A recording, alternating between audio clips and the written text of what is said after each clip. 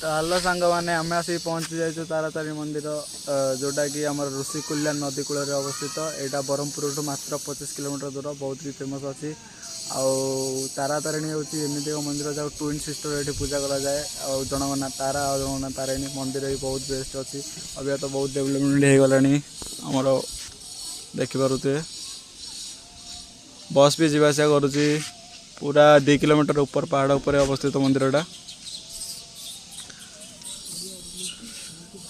ये हूँ आम ऋषिकुल्या नदी जोटा कि अबिका खरा दिन थी तो पानी सुखी जाइए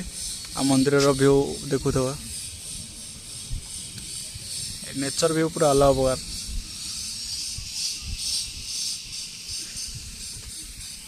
गंजाम डिस्ट्रिक्ट पुरुषोत्तम गाँ एक से पाखे अवस्थित ब्रह्मपुर मात्र 25 किलोमीटर दूर आसतु एवं बुलंतु मंदिर 25 किलोमीटर 50 कहीदेल 25 25 कही